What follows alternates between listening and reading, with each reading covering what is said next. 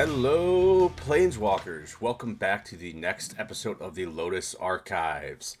As always, I am Kava, What's up, people? This is Jack. and this week we are diving into mono black commanders in some of our personal favorite picks. I wouldn't go so far as to say there are absolute all time favorites. They're just some unique ones that we wanted to highlight this week for you. And I'm going to start it off with Mm-hmm. a little boy called Karumonix, the Rat King. He came out in a recent set last year. Was it last year or 2 years ago? It was. Oh, He came up with the Phyrexian yeah. style stuff. I want to say last year, Okay. where they had like the All Will Be One Yeah, I set, which was my guess. personal favorite set. Yeah, it was a great set, but I've been. There's a lot of freaking sets, so I've been getting a little confused with some of them here. Well, But, anything that has to do with Phyrexians, I'm all about. oh, without a doubt. So, Karl Monix reads as he's one black and a black for a 3/3 legendary rat, Phyrexian rat. Yep. And he reads Toxic 1. Players dealt combat damage by this creature also gain a poison counter. And other rats you control have Toxic 1. When Karumonix enters the battlefield, look at the top 5 cards of your library. You may reveal any number of rat cards from among them and put the relevant cards into or revealed cards into your hand. Put the rest on the bottom of your library in a random order. So, right off the bat, we're dealing with fucking infect. Yep. infect like stuff. Um, Obviously, toxic, infect, they're different, but Yeah. they're It's very like Infect 2.0. yeah. It's they're very similar, but they do have their differences. I mean, you're gonna have guys that have toxic 2, toxic 3, yada yada yada. Yep. So I picked Carbonix when I first dove into the Direxian era, and I was looking for a mono black card. I wanted to talk about rats are interesting. Um, there's not a huge amount of support as compared to like elves, merfolk, goblins, but they are still a very viable typo. Um, Yep. there's two or three major commanders you could choose if you want to go a rat tribal route. In my opinion, Karumonix is my personal favorite. But you have cards like Marrow Nar that could be also another very good commander for rats. I think he's the one that most people probably lean towards if they're looking to build like a rat themed, like rat colony Yeah, style deck. Nar, I don't find it as mean as Karumonix. Toxic 1 is mean. Yeah, when you slap in that infect, and for people that don't know, with infect, you only need 10 poison counters to lose the game, Yeah. right? Like if you inflict 10 poison counters to somebody, that's it, you're done. Yeah. So it's a very cheeky way to win. I have an infect toxic deck with the Phyrexian stuff that came out in that set.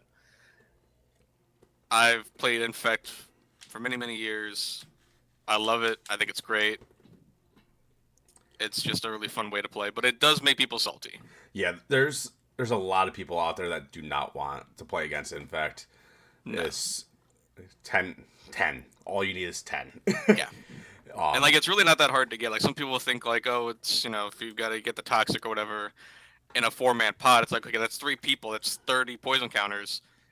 It's really not that hard with the new cards they released for a deck like Harmonics. Like it can be done. There's plenty of ways to proliferate. You got plenty of other Phyrexian cards that came out Oh, in that set. just with cards with Toxic on them alone. Yeah, like And there's plenty. the fact that Carbonix gives all your rats Toxic Mm-hmm. 1, that's easy. Um, so it's an interesting build with the poison counters. Um, It's also very easy to play for a newer individual. It's Mm-hmm. very, very straightforward. You're not doing anything cheeky. You're literally just doing combat. That's what Yep. you're caring about. Combat, a little bit of protection, and removal, which you always need removal. How many copies of Rat Colony would you run in it? In my personal deck that I have it built right now, I have 22. All right. And no, I did not buy them recently because they're about $5 a pop right now. Yeah. I've had them for a long ass time. Um, I bought them when I first started playing, and they were like less than $1. That's wild. So I know Rat Colony. Is it the That's the one that you can play any number of. Yep. Rats were one of the originators of that. Is that the one that does +1/+0, or is that the one that's +1/+1 for each rat? So it's +1/+0 for each other rat you Okay. control, and with It's a rat 3-drop, right? 2. That's a 2-drop one. I know there's a 3-drop one Yeah, there's another that I can't 3-drop remember. one. But Rat Colony reads 1 in a black for a 2/1 rat creature. And Rat Colony gets +1/+0 for each other rat you control. A Yeah. deck can have any number of cards named Rat Colony. That's what And makes rats fun. yeah. It's so wild. So wow. No. I don't have Rat Colony in this one. I have Relentless Rats. Relentless Rats, that's the one. um Relentless Rats is the one I was No, thinking I of. was looking over my notes and I'm like, wait a minute, Rat Colony only came out in Dominaria, I believe. Yep. That's the So I'm newer like, one. that's definitely Well, not. relatively. I definitely didn't buy those under $1 10, 15 years ago. Yeah. But Relentless Rats, it's hovering right around $5 right now. Mm-hmm. And that one is 1 and 2 black for a Yep. 2/2 rat. And it gets +1/+1 for each other creature on the battlefield named Relentless Rats. And you can have That's any right. I knew number of them. that's right. I knew one of them cared about the actual card name And one just was the being typo. the same. Yeah, the other one is just, oh, you have a lot of rats. Okay, cool. Yeah. So in that deck, I honestly, my build for Caromonics is Relentless Rats deck. But I do have a couple other cards in there that are focused on helping out pumping those guys up. And For sure. one of those is Piper of the Swarm from He's a Throne of good one. Eldraine. He's going to read 1 in a black for a 1/3 human warlock. And he reads Rats you control have menace. 1 black tap, create a 1/1 black rat creature token. 2 and 2 black tap, sacrifice 3 rats, gain control of target creature. Now, I have him in that deck solely for the menace. Yeah. Mixing menace with toxic like that is very dangerous, very scary. Lets you get the guys in quickly. Yes. Yeah. With a deck like that, I can imagine if you just make out 10 rats, that's instant kill for somebody that has not enough blockers for it. Oh, without a doubt. And I also have Ayara, First of the Lochwain from Throne of Eldraine. She is 3 Nice. black for a legendary elf noble 2/3. Whenever she or another black creature enters the battlefield under your control, each opponent loses 1 life and you gain a life. And then she has tap, sack another black creature, draw a card. I care more about that enter the battlefield. The other card that I do have in there that I have it more just because it's fun. And the artwork is cool because I have the original artwork of it from Ice Age. And it's Pestilence Rats. Oh, I remember that one. Pestilence Rats is 2 in a black, summon rats, and its power is equal to the total number of other rats in play, no matter who controls them. Mm-hmm. So it has 3 toughness. So if I have all 22 frickin' Relentless Rats out there, that's gonna be a 22/3 rat with toxic. Toxic 1. That's a But big scary rat. if I remember correctly, With Toxic, Hmm. it's a singular poison counter, and it doesn't scale with their power, correct? Correct. Yeah. So that's the biggest Yeah. difference between that and Infect is that well, there's a number of differences. So Toxic is like Toxic N, basically, where N is just the number of poison counters they get, whereas Infect is based on the power. And a creature that deals damage with Infect deals it in the form of poison counters. Hmm. So, say I hit you with the 20 Infect, you get 20 poison counters, you still lose, but you didn't lose any health, right? Yeah. Whereas with Infect or with Toxic, you take the damage from the creature's power, and then on top of that, you gain, you know, n number of poison counters based on their toxic number. Yeah, so they're Toxic 1. Yep. Regardless if it's 22-22, you're still only getting Right. one poison counter as opposed to 22 with Exactly. Infect. Which makes it a little bit more bearable as Yep. opposed to a straight up Infect deck. Yeah, it seemed like they tried to tone it down a little bit. They also don't deal damage in the form of -1/-1 counters No. that infect creatures do. So, if I'm attacking you with, say, a 5/5 Glistener Elf, that's just a simple, say I pumped up the Glistener Elf. It's usually just a 1/1, but typically at those decks they pump them up, and I make it a 5/5, and I swing at you. You block with a 3/3. Actually, no, you block with a 6/6 rather, right? Mm-hmm. By the end of that combat, sure, my Glistener Elf might die, but now your guy's a 1/1 Yeah, permanently. exactly. So that's kind of the scary bit of the Infect, which is one of the things I love about it. I just think it's such a fun way to play, and Yeah. won me a few legacy tournaments. I mean, obviously with Cargomonics, you're really going to want to focus on those rats. Get a crap ton of rats on the field. Cards like Piper of the Swarm is great. Nar is good. Septic Rats. Ogre Slumlord would be another good card. Ecor Rats. Icarats is good, yeah. But then you got cards like a land card, like Swarmyard, which is very good because it has regenerate target insect, rat, spider, or squirrel.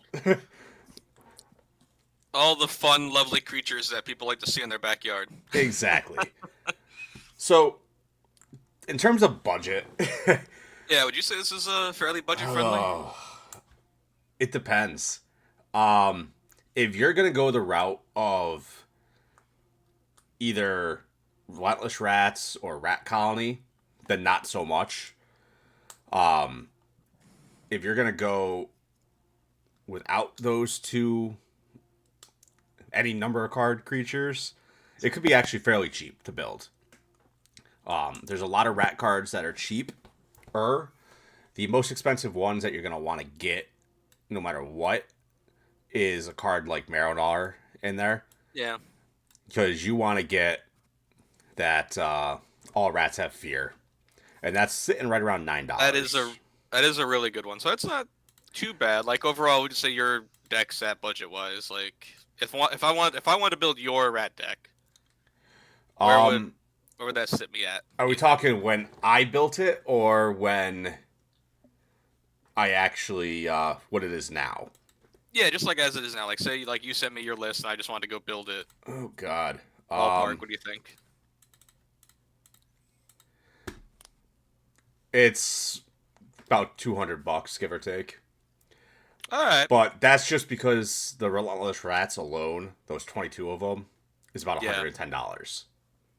Yeah, so running multiple copies of that, it's like the like Shadowborn Apostle or any deck that can run multiple of the same card. Yeah. You're looking to ramp your price up that way. But like you said, you don't need those. You could play the Rat Colony, Well, which I Rat think is probably a Colony's cheaper. no same price. It's $549. Oh, Rat Colony's the same price? Yeah. Oh, all right. But if you want to go a Caromonics route, you don't need to play Rat Colony or Relentless Rats because No, there's you plenty of don't. rats that are cheaper. I mean, Christ, you got cards like Blight Belly Rat, 35 cents. Ichor Rat is $2.49. Yep. You got Septic Rats, is 69 cents. There's a ton of rat cards that are under $1 where you could easily make an entire deck just out of that. Yeah, and like if you Especially, wanted to splurge a little and drop maybe 10 relentless rats, you probably could, right? oh, without a doubt. Like that's not too bad. No, I mean, you even got cards like Mm-hmm. Nashi from what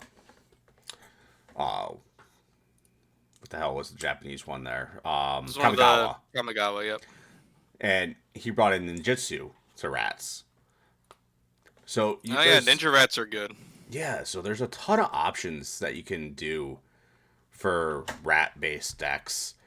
Um, you don't have to spend $200 on this deck. You could No. easily build this for under 50, $60 easily. In terms of power, that's going to depend on how you build it and what you focus on. When I did my rankings amongst my other commanders that I chose, I have Karumonics right around a B, high B. Okay. Mostly because people don't like poison. um, and that's going to heavily affect how you play. If you pull up with a Karumonics deck, people know you're playing poison, Yeah. regardless if you don't have infect in there or not. All your rats are gaining toxic 1. So you're gonna want to build this deck a little bit stronger if possible. No different than some of the other decks that we're gonna be talking about later this episode. You're not gonna be able to squeak by and fly under the radar with this build. What would you rate No, Karumonics definitely not. at? Mm, I agree with the B ranking. I feel like if you wanted to go a little higher in the rat style, I would go with Maronar, just because he does have that other ability to sacrifice a rat and then make a bunch of rats Yes. on himself. Like you can sack a rat and then make X rats equal to number of rats you control, which makes him similar to like the Krenko mod boss of goblins. Oh yeah. So like he's the Krenko of rats basically. Like he's the like before Marinar or before not before Marinar, before Carmonix or any other legend rat. Marinar was the quintessential rat commander. Like he was the only one you saw. If everybody wanted to build rats, that's who you went to, and he was pretty expensive for that. Yeah. I mean, he's still So fairly expensive now at $9. at around yeah. So if we're talking Marinar, I'd put him probably up in like maybe high A, probably S, just because of how many rats he can pump out. Yeah. But Harmonix still being with the toxic theme though, and still getting stuff out there can be very good. I'm just not sure if he'd be at the same level, just given how fast and consistent the other guy could be. And because if you lose Harmonix, you lose toxic. exactly. Is kind of the one issue with it. Is like you need to have that commander on the board. And it's just tough if your deck is solely built around the commander. Like I have a few that are solely built around the commander, and if it goes away, then the deck kind of not exactly fumbles, but like it kind of just sits there and Yeah, it kind of just stalters waits a to little get it bit. back. Yeah, I mean, the only so that can downside, kind of lower him a little bit. yeah, the only downside of a card like Maronar compared to Karomonics is Maronar is 3 and 2 black. So it's 5 total Right. as opposed to Karomonics is a 3 drop. So Exactly. it's going to take you a little bit longer to get Maronar out onto the field.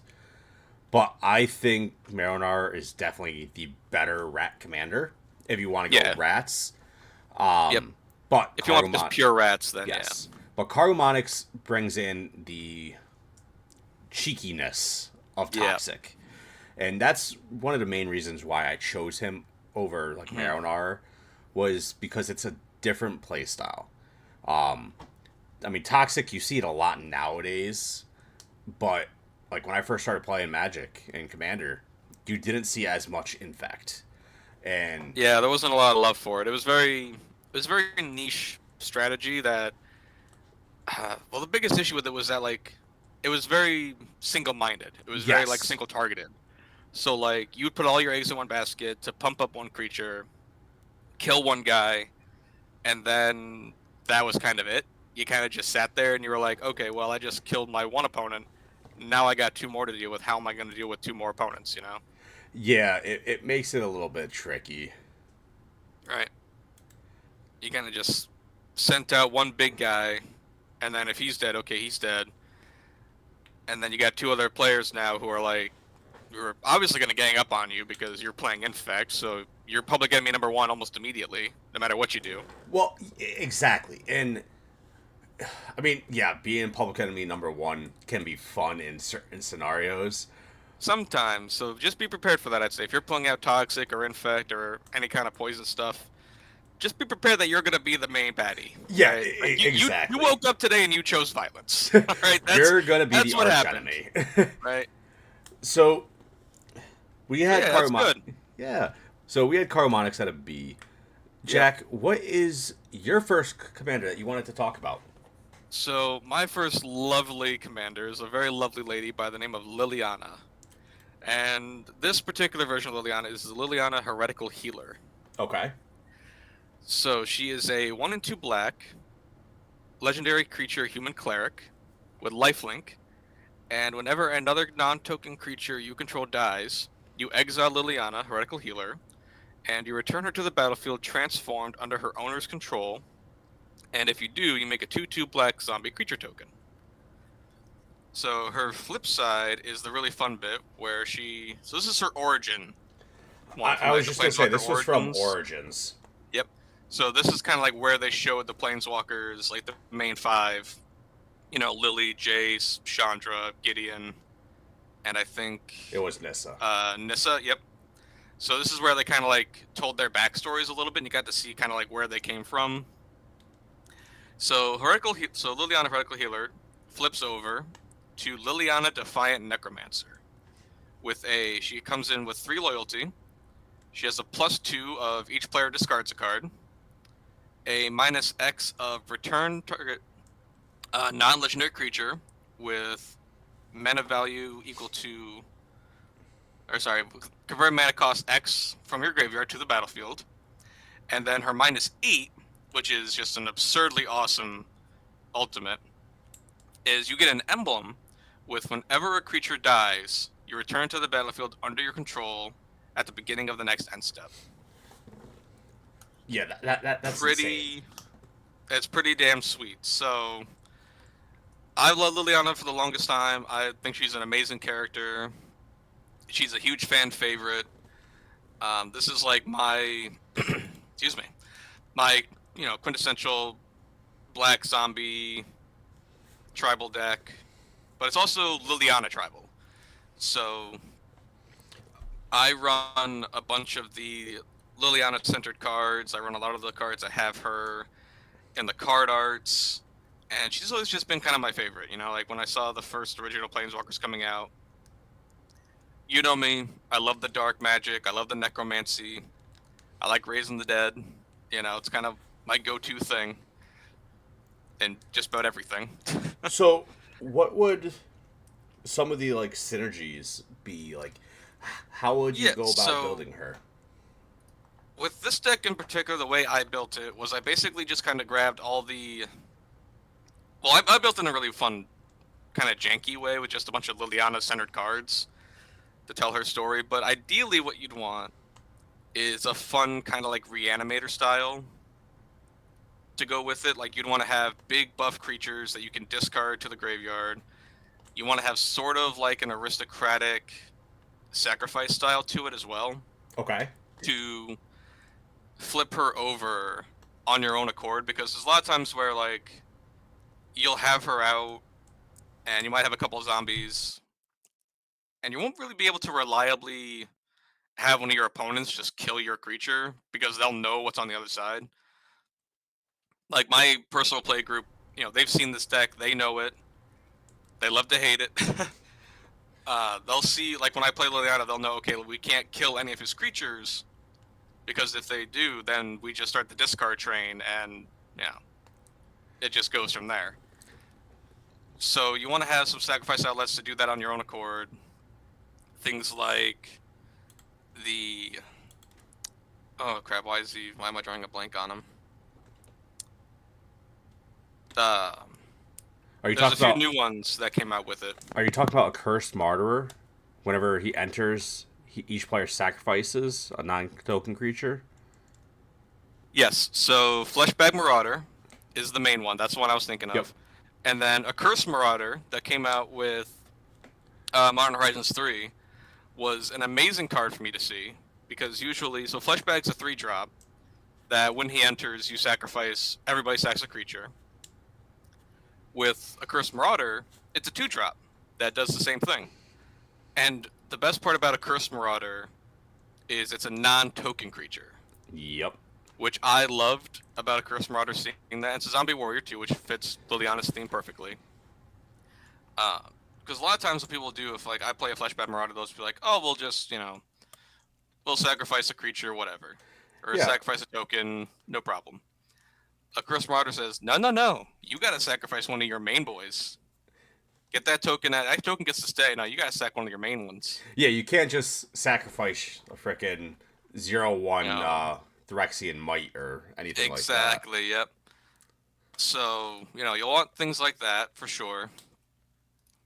Along with other cards that, you'll want like big, scary creatures that run with it. One of the things I did with it is I ran the Mycaeus combo that we'd mentioned earlier in other previous episodes. Yep. So I played that in this deck with, I believe I used Triskelion for it. So I would play Mycaeus and Triskelion. I'd use a card like Buried Alive, and I would just use that to, it's 2 in a black, search your library for 3 creatures, dump in your graveyard, and then I would use, either Liliana or some other ways to reanimate them. Let me see. There's a certain reanimator card that I would use called Victimize, which Victimize is a 2 in a black. Choose a creature, or choose 2 creature cards in your graveyard, sacrifice 1, then bring both of those creatures back into play tapped. So Victimize was like my main go-to, right? So if I had at least 6 mana on the board, and I could go Buried Alive into Victimize, that was it. The game was done. Because it didn't matter if Mycaeus and Triskelion play tapped or not. That was just it. As soon as those 2 hit the board, hit the field, that was it. Game was over.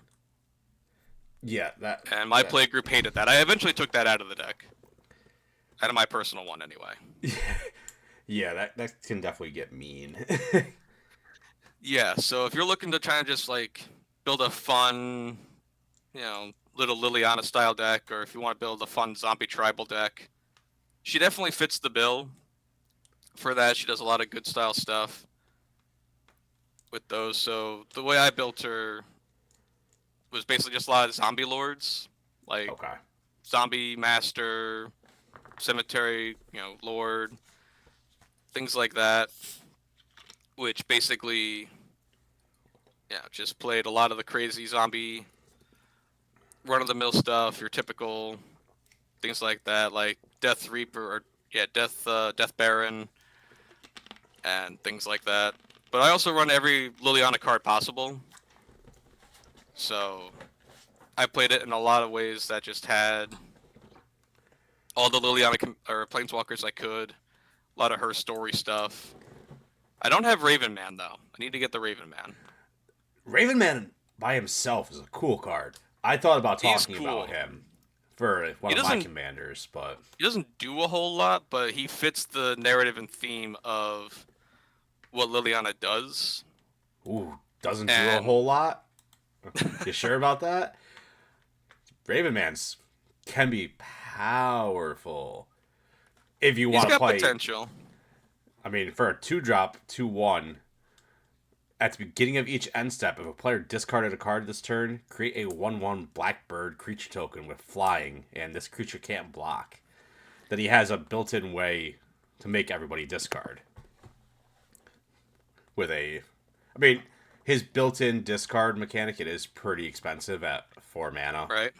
That's what I'm saying, yeah. So, he synergizes well with Liliana, Defiant Necromancer, with her +2 of discarding a card. Yes. So, like, if you've got both of them on the board, and you just +2 Liliana, okay, now everybody's discarding a card. Now you're good. Yeah, but Yeah, I I've would say the Raven Man in one probably of my the other decks. good. Yeah, it's So, really solid. so in terms of budget, would you say this is able to be built as a budget build successfully? Yeah, I would say you definitely could. If you don't want to play a lot of the Liliana Planeswalkers, a lot of them have gone down in price. Yeah. Like Dreadhorde General is probably one of the best ones, and it's only sitting around $7 right now, so it's not too bad. A lot of the Liliana Planeswalkers are cheap. The only card I would say that would be probably fairly expensive if you want to really fit that theme and narrative, or at least it was the Chain Veil. At one point was pretty expensive, but not anymore. So actually, yeah, I would say the deck is, excuse me, fairly cheap at this point. You could probably build it for around $100 or less. I would say if you want to go just like the straight zombie tribal, it's not too crazy. A lot of the main staples are pretty cheap. Your Gravecrawler, like $2. Lord of the Accursed is under $1. Death Baron's about $6, so he's not too bad, but he is one of the main ones that you'd want as like a Lord to get them all Death Touch. But a lot of your main win cons like Grey Merchant of Asphodel, we love Gary. He's not too expensive at under $1. So No, the not deck at is all. very budget friendly. So, what would you say ranking for Liliana is here? I put her in the high tier, the high Yeah. A tier for sure. Yeah, she's definitely fairly powerful. Yeah, I think a really fun way to go about doing her, doing her justice and like having a good deck with her is like because you want good reanimation targets, which I don't think I touched on too well. A lot of the good targets for reanimating with her would probably be, well, you got your Grave Titan, of Yeah. course, is a really good one. But you could go into her story even further with the demons she's made pacts with, which is really cool, like Razakath and the other ones. But you can't play Grizzlebrand, which makes me really sad. Yeah. Like the biggest one that she made her contract with, and you can't play him because he's not legal. It makes me so sad, but understandably so. He's very understandably banned. I mean, maybe in a future episode, we will talk about the Planeswalkers and their backstories and just their kind of their lore. And we could definitely dig deep into at least the original Planeswalkers. Yeah. It seems like they're making more and more Planeswalkers every year here. But I think we could Well, definitely funny enough, the OG one was we had Soren Markov before we had Liliana. Yeah. Yep. But we could definitely probably talk about the origins, Magic Origins Planeswalkers. So Gideon, Absolutely. Liliana, Chandra, Nissa, Jace. I know you want to talk about Nissa. Yeah. every time I say Nissa, my dog perks up back behind me on my couch. But, all right. So Liliana's good. What you got for your next pick there, brother? Oh, boy. So my next one, it is a gentleman, a nice little vampire by the name of Vito. And the card is Vito, Thorn of the Dusk Rose. It is 2 and a black for a 1/3 legendary creature. He is a vampire cleric. And he reads, whenever you gain life, target opponent loses that much life. And his secondary ability is 3 and 2 black. Creatures you control gain lifelink until the end of turn. So. That's awesome. We'd love to see that. Oh, yes. I love my lifelink shenanigans. And I chose him mostly because the artwork is kind of badass. It's a freaking vampire. It looks like to be in a cathedral praying to something. He's very gothic. Yeah, he's got a very like crazy gothic horror thing going on. So it's pretty cool. But I picked him because he represents a fun way to play the game. And that is through winning by gaining life. And with that first ability, as long as you're able to gain life, your opponents are going to lose life. The only downside about life gain decks in mono black is there's better options in multicolors decks, Mm-hmm. specifically white black, white blue. White is really the color of life gain. Yeah, But typically, yeah. black has a lot of abilities to do this. The main combo piece that you're gonna have in this is one of my favorite combos of all time, and my first one that I really ever started really putting into some decks, and that is Sanguine Bond and Exquisite Blood. Classic. That is an all-time classic combo. Yeah, for those that don't know, this combo is disgusting. So Sanguine Bond reads 3 and 2 black for a enchantment. Whenever you gain life, target opponent loses that much life. And then Exquisite Blood reads for 4 and a black. Whenever an opponent loses life, you gain that much life. So it's just a vicious cycle. Yep. Veto kind of takes the place of Exquisite Bond, though, doesn't it? Oh, yes, he can. So you only really need the other piece for that, which is, I think, the trickiest part of that combo, at least for me when I try to pull it off, is that I'll be able to play one piece on one turn and then have to wait a cycle to play the other piece just because they are relatively expensive Oh, yeah. Because, I mean, cards. Like, you said one's a 6-drop, so. yeah, I mean, Sanguine Bond is a 5-drop, Yep. whereas Vito is a 3-drop. And he does the same thing. Just pretty sweet. Exquisite Blood, yeah, you're not going to be playing that in a budget build. A moderately played card is going for around $40 right now on TCG Player. It's pretty nutty. Yeah, but one of the those are some of the synergies. You could go with a vampire style deck, which could work very well with Vito. But some of the cards that you're definitely gonna want are cards like Excanguate. I know I butchered that pronunciation. Say exanguate? Yeah, Exanguate? yeah, something I like don't know. that. But it is X and 2 black for a sorcery, and it reads each opponent loses X life. If you gain life equal to, or you gain life equal to life lost this way. So, It's pretty good. if I'm not mistaken, people listening, watching can comment or Jack if I'm wrong on this. Hmm. But I believe this combos with not infinite combo, but it combos very, very well with Vito because does so if X is 10, Mm-hmm. each opponent loses 10 life, obviously. Then Yep. you gain 10 life, Yep. and then with Vito on the field, They lose another they 10. lose another 10. Yep. So that's an easy, easy way. I mean, if you have 20 mana somehow to, or 22 mana somehow to drop, they lose the game. Pretty much, yeah, 'cause that's each player loses 10 life, right?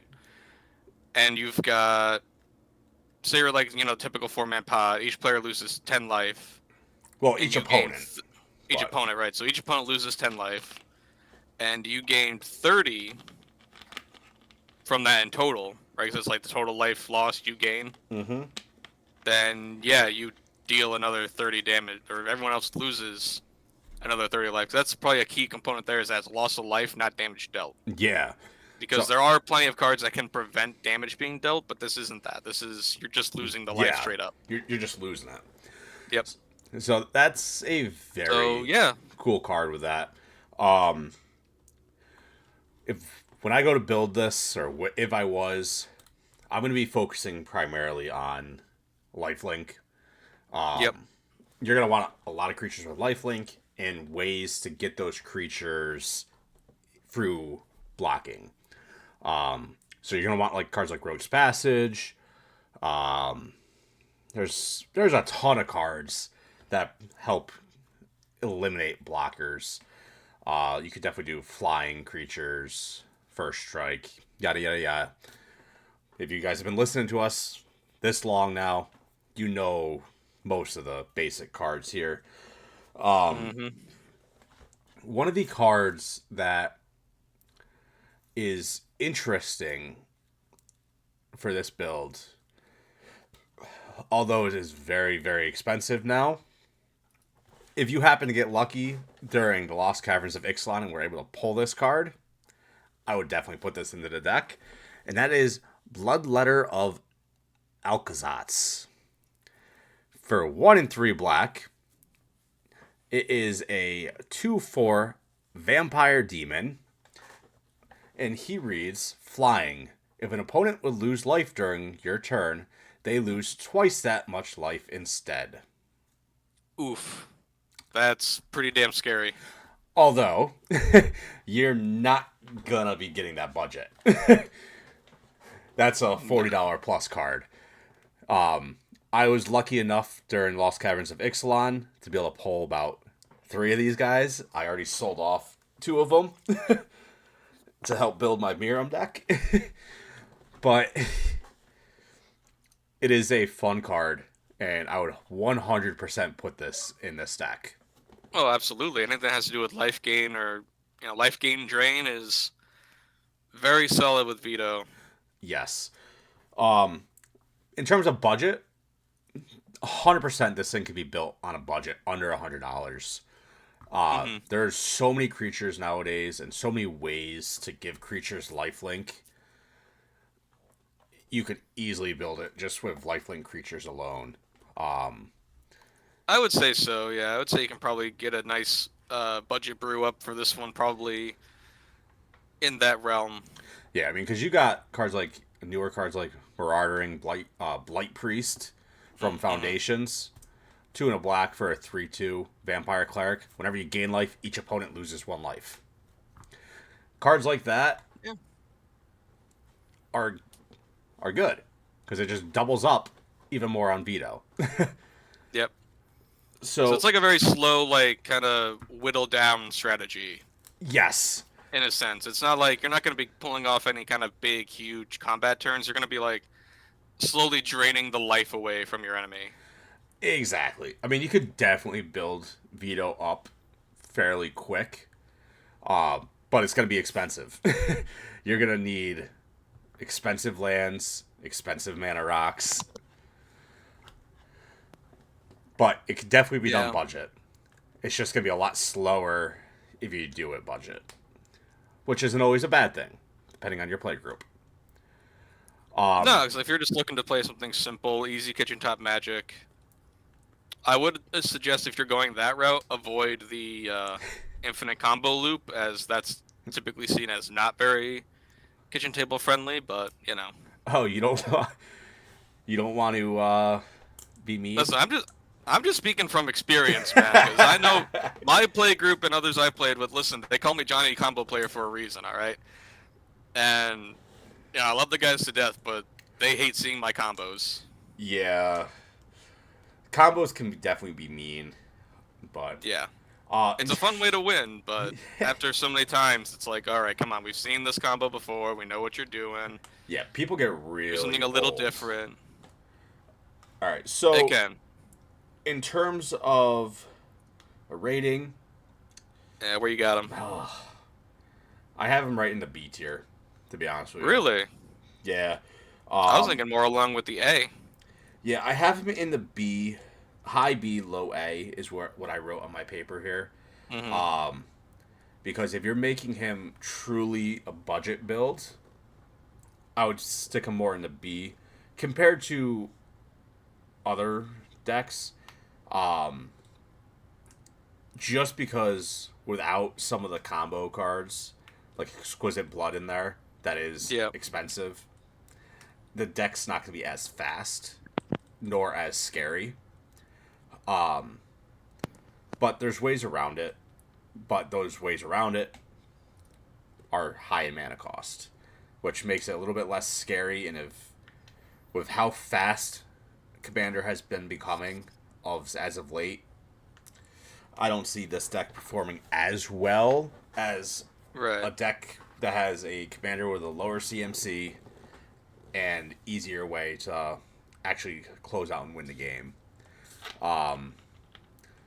He could definitely beat in the A tier. I think most people that build him, it's going to be hovering right around high Bs. I would say so, yeah. For sure. But, all right. Moving on,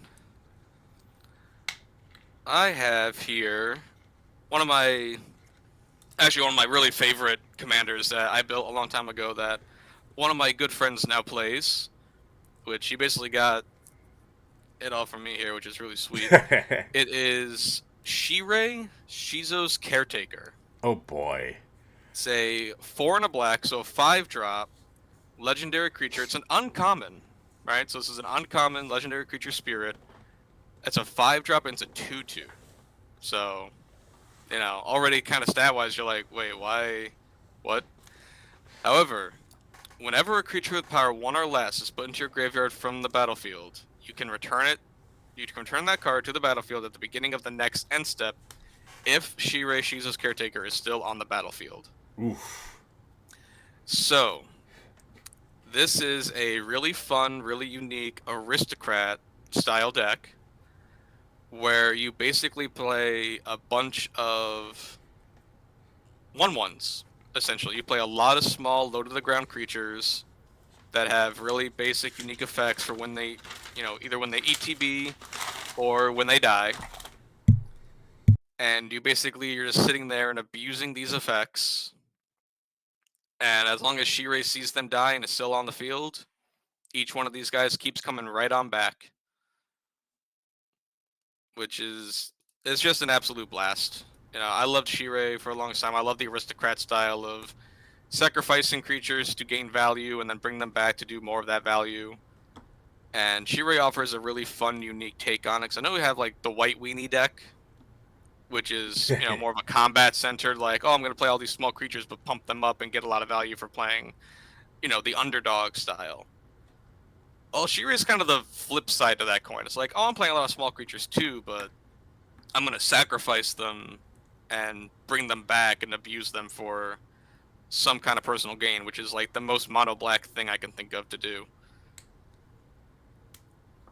So, the main strategy is very simple. It's a lot of it's basically just sacrifice and gain value. Basically, that's the main theme of any aristocrat deck.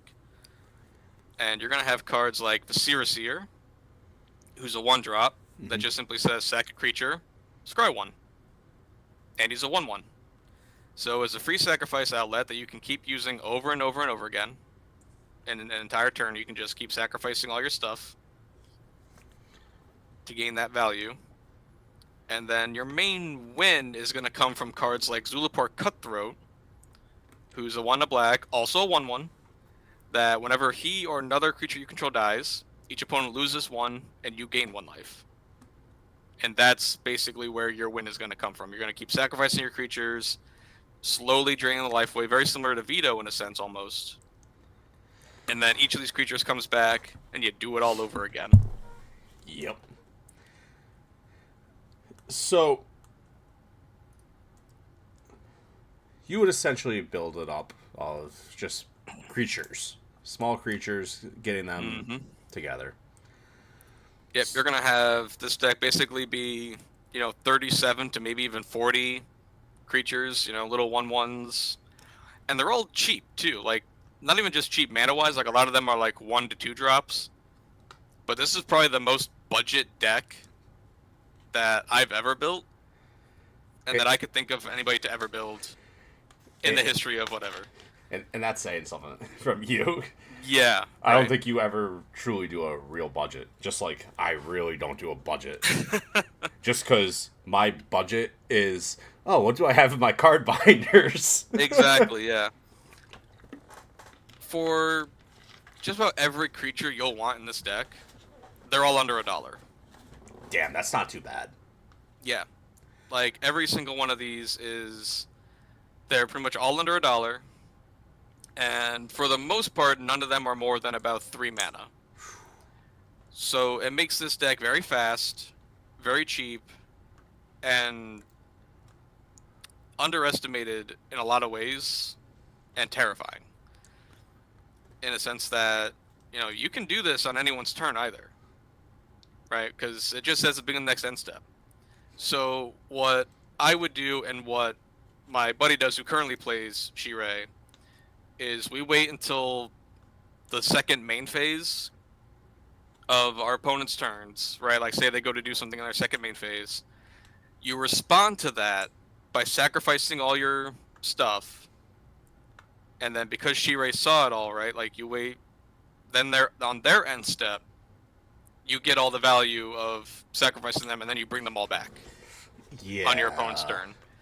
So there's a lot of fun synergy, a lot of fun things with this. You've got new cards like Fear of Lost Teeth, which is actually really funny. Just a 1-drop 1/1 that whenever it dies, deals 1 damage to any target, and you gain a life. So this is a fun little dude that you just keep sacrificing, bringing back.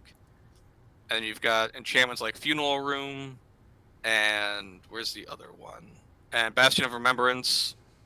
You just keep stacking up these pieces of whenever a creature dies, your opponent loses a life and you gain a life, right?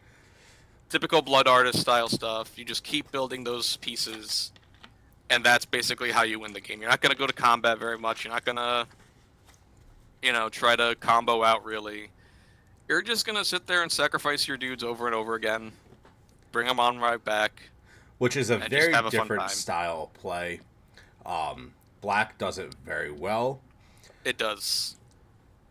So... But yeah, very budget, and I would probably rank Shirei in the A tier for sure. Okay, yeah, I would probably say the same thing. I mean, I played against your Shirei deck a few times. Yep, there were a couple times, and I remember. It's very powerful. It can be, just for the fact of being able to manipulate your field. Yep. She can do very crazy things with a lot of the stuff, just being able to sacrifice them and bring them back. And I feel like people kind of underestimate. They see it as like, they kind of take it at face value, where it's like, oh, it's a 5-mana 2/2. Yeah. Like, what am I going to do with that, right? Yeah. Then you read a little bit deeper into it, and it's like, oh. No, I remember I underestimated it the first time I played it. Because I remember the first time I played you played your Elf Ball deck. Yep. And you beat us in like 2 or 3 turns, which back then in our play group, that was unheard of. And we're sitting there, we're like, what the fuck? Well, I mean, when pun intended, kind of had to hit the ball rolling. Yeah, but like when I first started playing with my buddy Drace and my buddy Vlad and all those other guys, we were playing more along the lines of, we just want to have fun. We're sitting there playing long games. Games would last hour or 2. And this was before I really started learning about true deck construction. I mean, I know you're one of the first people that told me, dude, what the fuck are you doing with your decks? It is so unoptimized. For like $10 you could do this, and this, and make it twice as good. You're welcome. Yeah, it's crazy what you can do with just a few pieces of like unique synergy styles. And I mean, I've just spent years just researching. I mean, I'll say again, EDH Rec is a godsend. Yes, right. EDH Rec is so good. Big shout out to those guys. If it wasn't for that site, honestly, the amount of hours I've spent just poring over and researching these cards, like one of the best ones for Shirei that I absolutely love is Blood Pet. Okay. And the first time I brought this up, people were like, what the fuck is Blood Pet? It's a old card from the really old sets, White Border set. It's a 1-drop. You sacrifice it, you make a black mana. And it's a 1/1. That's all it is. It's just a little thrall, weird frog looking dude. You sacrifice it, you make a black. That's all it does. Yeah. But with Shirei, it's a recurable way to consistently make black mana that can either, you can use it to pay the 1 for the Pestiristic Study. You can use it to, pump you up to that, last bit of mana you need to really pop off and get a thing going, and it's just a really fun, old, unique card that I wouldn't know existed if not for this site, showing off all these crazy old, unique cards to play with things. So really, the site is just amazing. I can't recommend it enough. Oh, it's great. I can't even imagine how much time and how much worse my decks would be without EDH Right? It's so good. And no, we are not sponsored by EDH We are not. No, this is just my pure, I just love this site. I just love these guys. I love what they do. There's no sponsorship here, but they're just so great that we got to shout them out. And with that, EDH if you want to sponsor us, reach out to me. Let's set something up. Right? I'll plug you guys even more than I do now. Seriously. So... But yeah, Shirai's good. Definitely A tier. 100%. So my next card that I want to talk about, I would 100% consider it not the best commander for doing what it does. But it's interesting. All right. And that would be Zol Asher Lichlord. Okay. She is a 1 and a black for a 2/2 zombie warlock. And she has ward, pay 2 life, and her secondary ability is tap, you may cast target zombie creature card from your graveyard this turn. So, nice. She is definitely a zombie tribal deck. I've seen builds where they focus more on the aristocrats style with the sacrificing, just because of how easy it is to get your main cards back. Yep. But I pretty much chose her because she's different from a lot of the other zombie commanders out there. She does have ward on her. Which is insane. We've had a lot of ward coming out lately. And yeah. Honestly, I got a lot of weird mixed feelings about ward, but we can get into that later. Yeah, we could get into that at a later episode here. Yeah. But Zol, with her being the tap ability, you definitely can play an Aristocrats Reanimator style deck. But I would build her more just straight up zombie combats. Yeah. It's not going to be as good as, I think, an Aristocrat style where you're sacrificing stuff. But our last commander we talked about, Shirai, yep. Shirai is definitely a much better Reanimator Aristocrats style commander. Just because you're focusing more on lower CMC creatures. But with Zol, you're going to want cards like Lord of the Cursed, Death Baron, Tormod the Desecrator. And one of the newer cards that is coming out this month is, I noticed it today, or the other day when it got spoiled, and I was like, holy shit, that'd be actually really cool in a zombie deck, is Lost Monarch of Ifnir. For 3 and a black, it is a 4/4 zombie noble, and it has Afflict 3. And Afflict reads, whenever this creature becomes blocked, the defending player loses 3 life. Its other abilities are, other zombies you control have Afflict 3. And at the beginning of at the beginning of your second main phase, if a player was dealt combat damage by a zombie this turn, mill 3 cards, then you may return a creature card from your graveyard to your hand. That's very good for a Reanimator style deck. Yeah. Right, another good card that's coming out in this next set is Accursed Dunyard. It is a land. And tap and add colorless, or 2 and tap. Regenerate target shade, skeleton, specter, spirit, vampire, wraith, or zombie. Love to see the zombie love. That's good. I'm when I heard we were going back to Amonkhet for part of this set, I was really excited because I was hoping we would get more zombie type cards, and we are.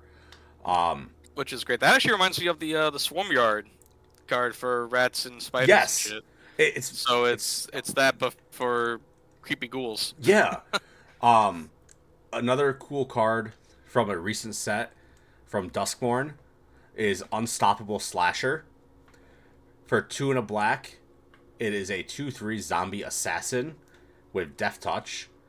And whenever Unstoppable Slasher deals combat damage to a player, they lose half their life rounded up.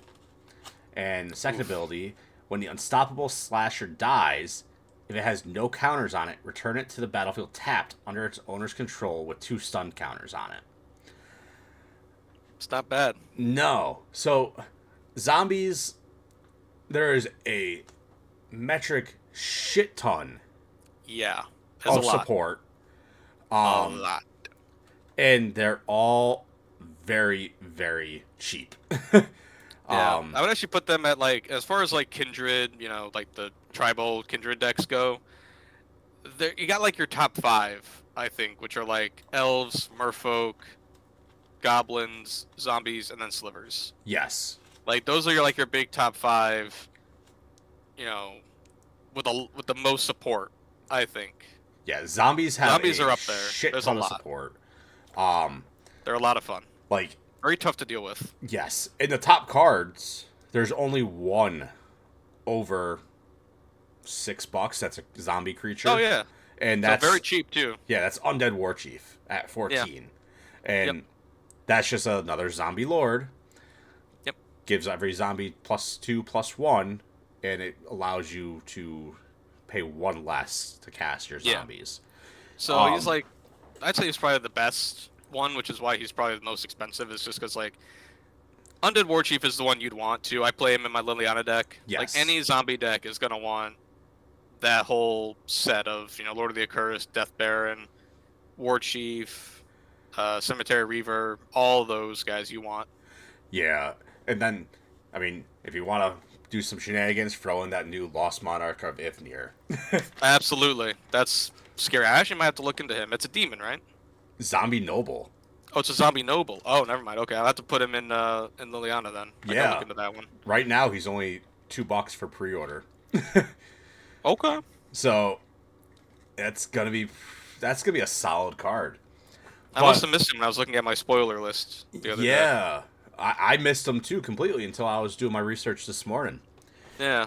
But so budget, you can 100% build this as a budget deck. Yeah, absolutely. You don't need the expensive zombie lords like Death Baron and Undead Warchief. They help, but you don't need them.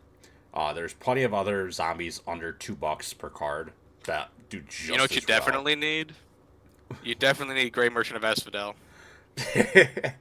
Yeah. That's your win con, brother. Yeah. You need Gary. Every black deck needs Gary. Yeah, it's almost a auto include. It really is. For the longest time, one of my biggest pet cards. What the hell was it? Can't think of it now. It was the 13 zombies. I want to say it was a sorcery. I know what you're talking about. Army of the Damned? Yes, Army of the Damned. Yeah. For the longest time, I put that in almost every single one of my black decks. Until I realized... You just don't get it off. It doesn't make any sense to have it in the deck. Just because it's a freaking 6, 7, 8 drop. Yeah. I'm pretty sure it puts them into play tapped too, doesn't it? Yeah. Yeah, like here's 13 zombies, but they're tapped. Have fun. Yeah, the only plus side to it was it had flashback. Right? It is just a fun card, though. It's Army of the Damned. Like, it's just a really fun card to, like, I play Army of the Damned, and it's, like, this big flashy thing. Yeah, but it's really funny. It doesn't do much. It doesn't do shit. Because that late in the game, people usually have an answer to that. You're already dead. Yeah. So, yeah, you could definitely build Zola as a budget build. Yep. I was tossing back and forth on a ranking for her. And I might be low, but I'm hovering right around a B for her. Just because See. it's tough because like I was bouncing back and forth between C, which I don't like ever putting anybody in a C, and Yeah. an A, because it all depends on how you build it up. I mean, if we just look at this card like objectively, right? It's a 2-drop 2/2. It's got the ward of paying 2 life, which is actually a really easy ward to pay, Yeah. apart from other ward abilities. So it's annoying to pay 2 life, but it's not impossible. And at least, in my mindset, the only life that matters is the last one, Exactly. right? So like, if I can win at 1 life, I win at 1 life. It doesn't matter. My life is a resource. I will pay 2 life every time to kill something or do something. And her other ability to let you cast the zombie You still gotta pay the is mana good. You cost. do still have to pay the mana cost. So like, So yes, I'll be able to I bring back was cards like Lost Monarch of Ifnir. I'll be able to bring back yeah, cards as long as they're not exiled. right. Like she doesn't have haste or anything, so you have to play something like Swiftfoot Boots or Lightning Greaves to maybe give her that haste and extra protection, which is another piece of investment. So, I mean, when I first saw this as your pick, I was a little skeptical. I was like, oh, all right, that's a neat, interesting pick for a zombie deck. But I think if you compare her to the other options available, I feel like she falls a little short. Yes, I don't disagree. I mean, realistically, if I'm going a zombie tribal build, I'm not going monocolor. I'm gonna go Demir or Esper if I'm building zombies. Right. Just because there's more options. I mean, you throw in blue and you have Rooftop Storm. Yeah. And then And- you just go infinite with Grimgrin. Yeah, I mean, there's better options if you want to go zombie tribal. She is a interesting style build for aristocrats. I think Zol would be best for someone that you're trying to teach them the game and they're into zombies. It's a very Yeah. straightforward zombie build. There's not gonna be a I lot would of say in terms of that, shenanigans. yeah. So like if you wanted to go like intro to zombies, then yeah, I would say she's pretty solid for that. And then you upgrade them to, Liliana or, you know, one of the better ones, like the extra colors and things like Yes. that. That add a few more intricacies and different pieces to it of like, okay, here's a few lords that have these mechanics and you want to try more of this like actual reanimator style and like know when to sacrifice things Yup. and how to pump them up with this and what these abilities do. So So, yeah, I mean, in terms of ease of play, I think in the ones she's I've up chosen there. at least, Monix is the easiest to play. Then you Yeah. got Zol.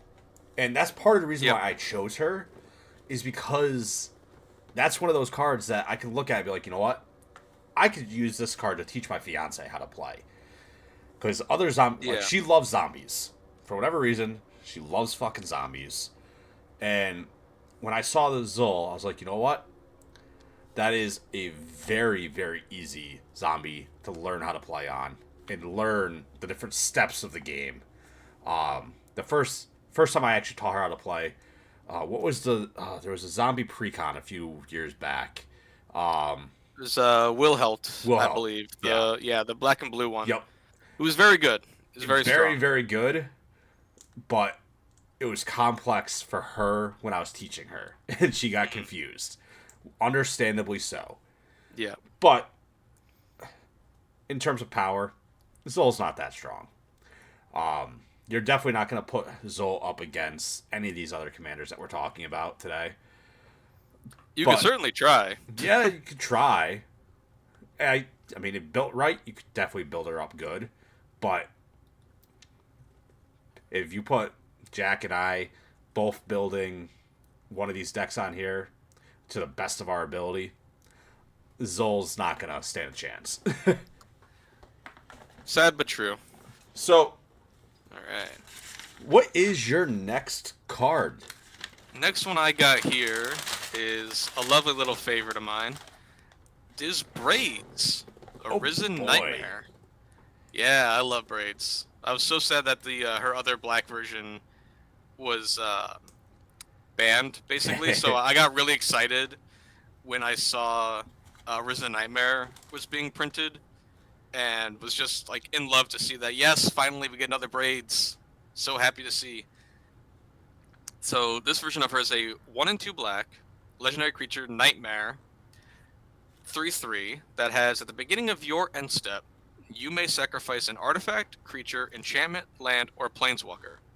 If you do, each opponent may sacrifice a permanent that shares a card type with it. For each opponent who doesn't, they lose 2 life and you get to draw a card.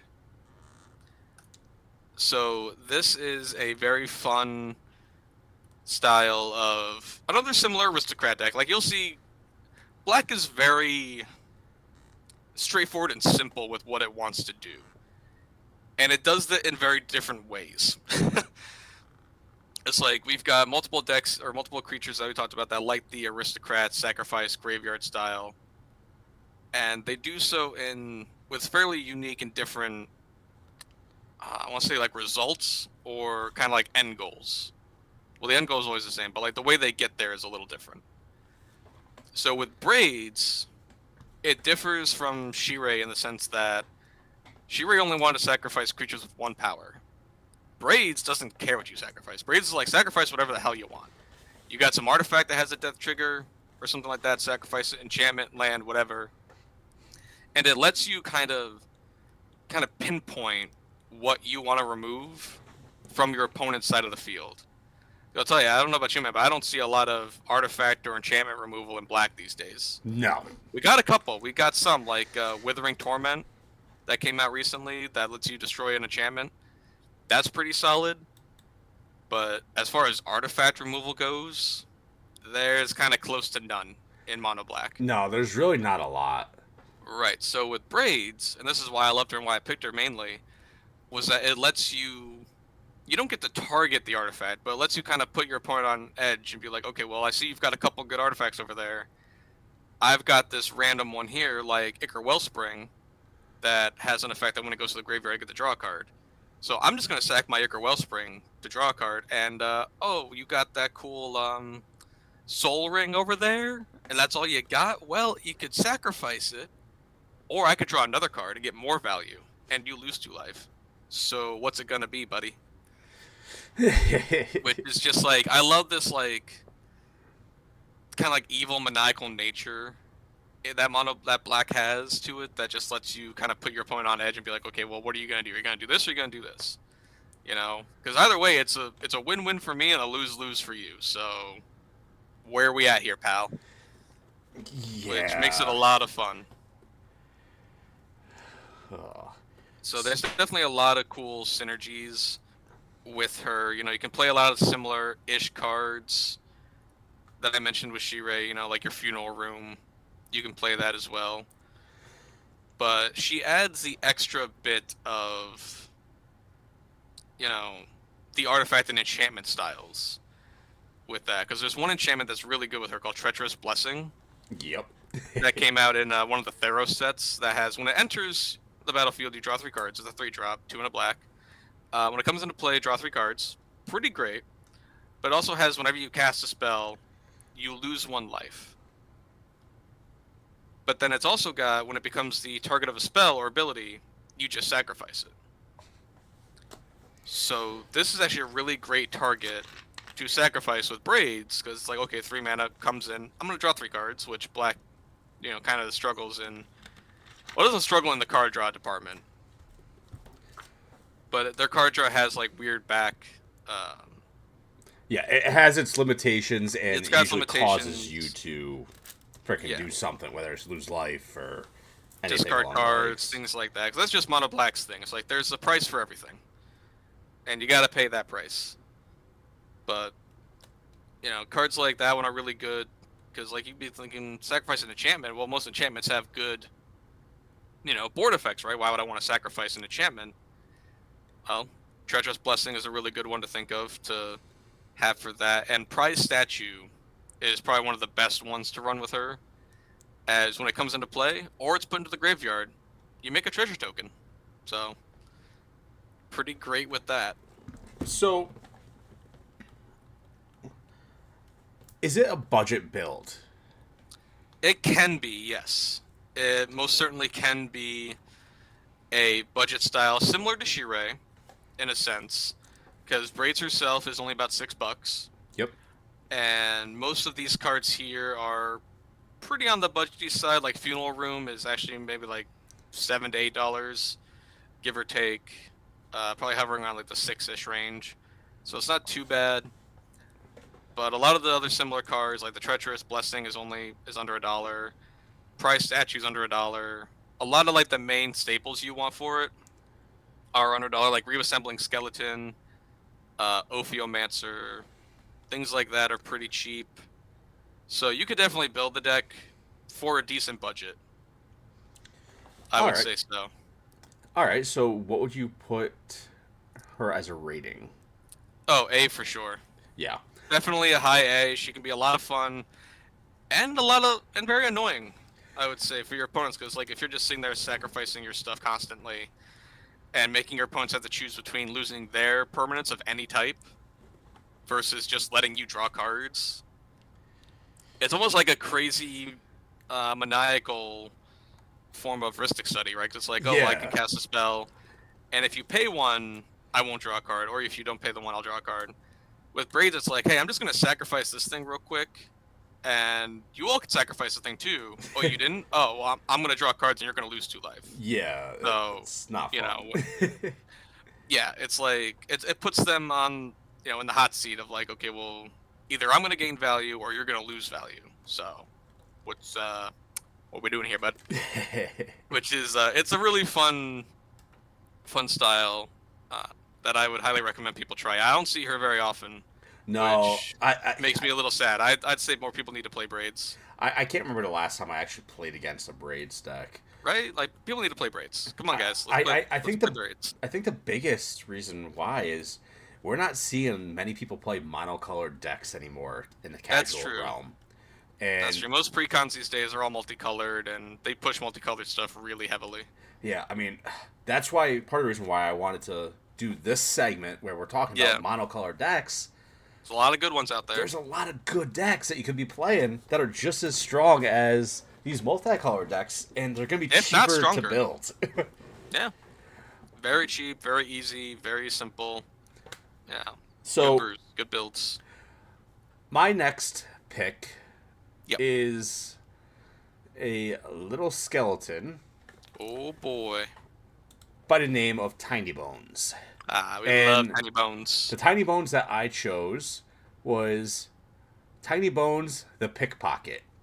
Hmm. And he is a 1 black mana, single 1 CMC for a 1/1 skeleton rogue with Death Touch. And he reads, whenever Tiny Bones the Pickpocket deals combat damage to a player, you may cast target non-land permanent card from that player's graveyard, and mana of any type can be spent to cast that spell. Theft shenanigans.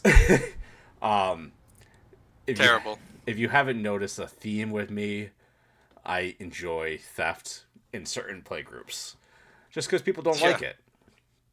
Um, and with that, highly recommend not playing theft at a table that you're unfamiliar with. But Tiny Bones, it's interesting.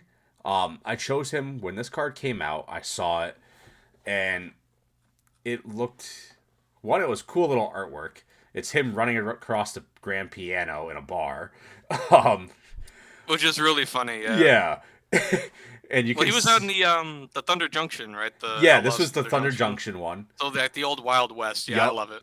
So it's just a little skeleton with a cowboy hat running across a freaking grand piano in a bar with a bunch of bar patrons like up in arms because they stole some shit. But it's cool artwork for a 1/1. It's not the best Tiny Bones. Hmm. 100% it's not. But it has a unique theft mechanic of you having to do combat damage to Yep. gain access to their graveyard. And then you have to pay mana to cast those spells. Yep. So with Tiny Bones, you're going to want a lot of cards that are getting your opponents hand and library into their graveyard because you want more of a pool of cards to play with. Right. So you're gonna want cards like Waste Not in there, one in a black. Whenever an opponent discards a creature card, create a 2/2 black zombie creature token. Whenever an opponent discards a land card, add 2 black mana to your mana pool. Whenever an opponent discards a non-creature, non-land card, draw a card. Pretty sweet. But you're gonna want cards like Waste Not, Mind Crank, Whisper Silk Cloak in there. Gives him unblockable. Just pretty sweet. And Shroud. But I think the Death Touch is really good to help him be sort of like pseudo unblockable. Yes. Because like if you think about it, most players how often are you really gonna lose your big heavy beater to a 1/1 Skelly Boy? Like really think about it, I could take one and then he might get this cool artifact or this cool thing out of my graveyard. But then on the other hand, I have a 10/10 that might hurt him on the crackback. Am I really gonna lose this guy and not take a damage? Yeah. To a little guy with Death Touch. Like, come on. I think most players will be like, yeah, hit me for 1, whatever. Yeah. They won't think much of it. No. So essentially how I'm building this deck is I'm focusing on getting your cards into your graveyard. So whether that is with discard mechanics or whether it is just straight up killing your creatures on the board. You could pretty much go either way. I think the more optimized way would be discard mechanics as opposed to sacrificing or killing. And you're going to use your opponent's creatures and artifacts and enchantments. Enchantments. Instants and sorceries aren't permanents. But you're going to use them against your opponents. So that's pretty good. It's not a bad card. There's better cards that do the same thing. But being that it's a 1-drop and it's a tiny skeleton cowboy makes it interesting, and that's why it was on my list.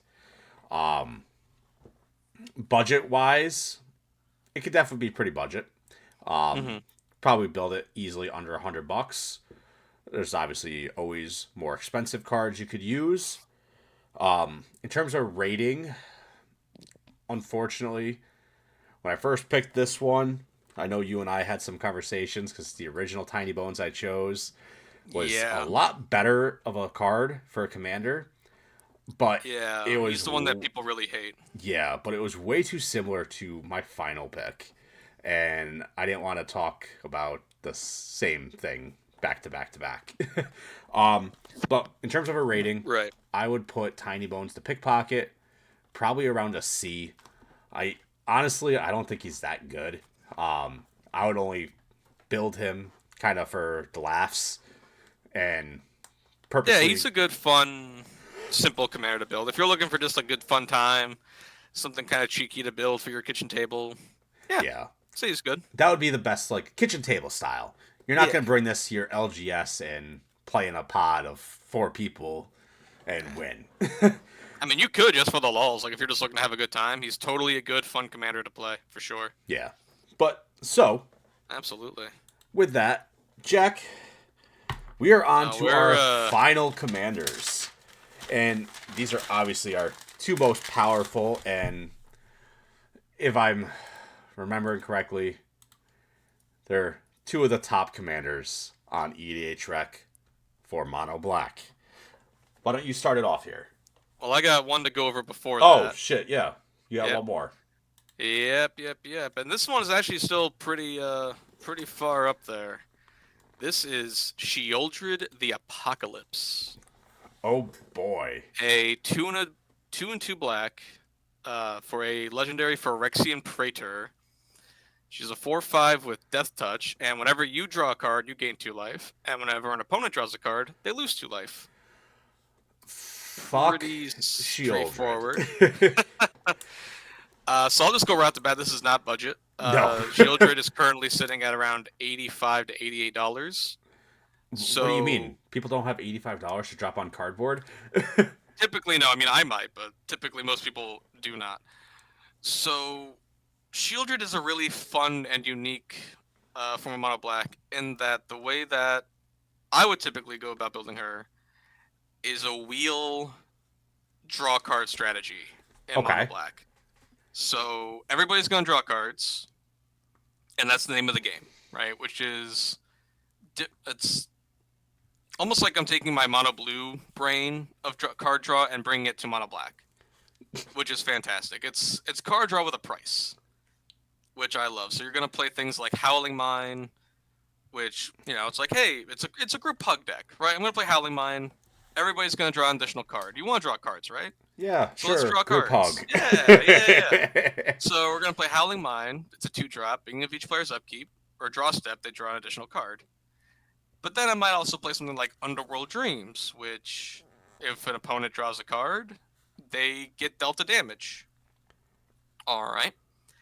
And then we also have things like Saizen, Perverter of Truth, who's a 5-drop demon that, beginning of each player's upkeep, they might lose 2 life, but hey, you also draw 2 cards.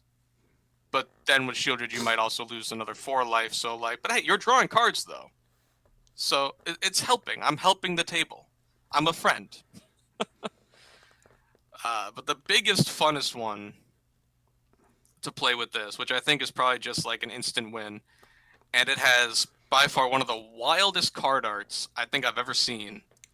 Peer into the Abyss. Oof. Are you familiar with this one? Yeah.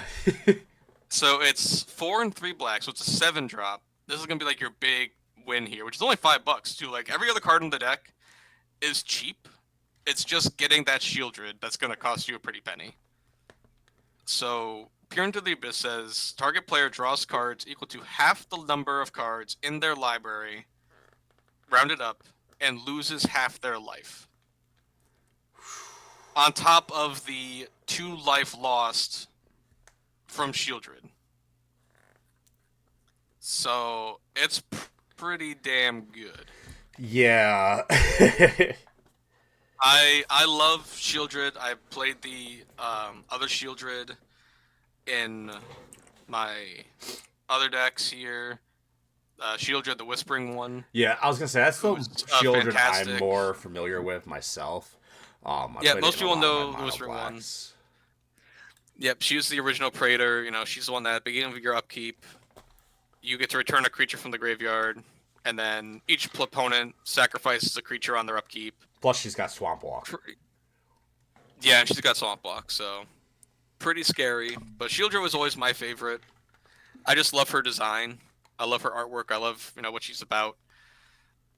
So it's a very fun. I think it's very fun strategy of almost like a group slug style where you're helping your opponents by drawing them cards, but they're not going to get the chance to use them. Like, hey, I'm going to give you all this value. Like, you're going to draw cards too. We're all going to draw cards. Except I'm going to gain a bunch of life and everybody else is going to die. So it's fine. It's fine. Yeah. So you want to focus on pseudo group hug almost. Essentially, yeah. You want a lot of card draw effects. You want a lot of things that can cause life drain, essentially. Dark Deal is great. Basically, anything that's gonna cause them to lose life or discard their hands, draw cards. Things like Master of the Feast is a fun little demon who's like, being of your upkeep, each opponent draws a card. So it's just more and more of those things of doing that, and you can also just abuse her gain life ability with a card like Phyrexian Arena. Oh god, yeah. Right, where typically Phyrexian Arena is like, being of your upkeep, draw a card, lose a life. I put this in pretty much every one of my black decks, and usually it's like, okay, I lost a life, but I drew a card. With Shieldred, you're going to gain 4 and lose 1. So it's a net positive, right? It's like, I gained 3 life and didn't bother losing anything. So Shieldred lets you kind of negate the negative effects in a lot of mono black card draw, which is one of the most absurd things I think I've ever seen. When this card was printed, I damn near shit my pants. I was like, "There's no way this is real." Yeah, and I was so excited. That's specifically why it's almost a $90 card right now. Exactly. It's like I was so excited, and then I saw the price tag, and like, oh. Yeah, that makes sense. Right? Because then, like, if you really want to go out the realm of budget, like, we just take that little budget, throw it out the window. You could play something like Orcish Bowmasters. Yep. Which is a 2-drop that has flash when it enters the battlefield, and whenever an opponent draws a card, except the first one they draw in each of their turns, Orcish Bowmaster will deal 1 damage to them, and then you get to amass Orcs 1. And it's about $50. So if we want to just take that budget and completely throw it out, there you go. You got a pretty nasty, fun deck to play. Yeah. So, budget aside, besides the commander piece, so for those of our followers that might have pulled this in a pack, would you consider this a budget build? Besides the actual card itself? In a sense, yes, because a lot of what you would want to play in this is typically under the $10 range.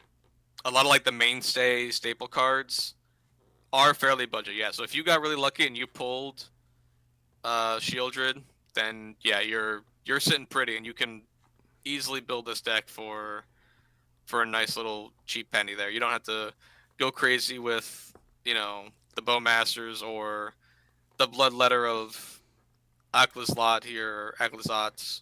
That's like $45. You don't got to go crazy with those. All right, so what would you rank him or S. her? S. Shieldred is S for sure. Yeah, 100%. Shieldred is an S tier. Spoiler alert: these last couple cards we're talking about, I believe, are all gonna be in the S tier. Most likely, yeah. All right, but 100% Shieldred is fantastic. Expect to be, and this is also this. Expect to be targeted pretty heavily. If you play any of these cards. Yeah. Like any of these next ones we're talking about, you're gonna be the villain. Yeah. So my next card is my personal favorite mono black card. Mostly because I'm an asshole. But it also was from one of my favorite recent sets. Well, past 5 years recent, would be Tergrid, God of Fright. And oh boy, is she a fun card. So her main side and her more important side is 3 and 2 black for a 4/5 legendary creature god. She has Menace, and she reads, whenever an opponent sacrifices a non-token permanent or discards a permanent card, you may put that card from a graveyard onto the battlefield under your control. And her backside is 3 and a black for Tergrid's Lantern. It's a legendary artifact. And tap, target player loses 3 life unless they sacrifice a non-land permanent or discard a card. And 3 black, you can untap Tergrid's Lantern.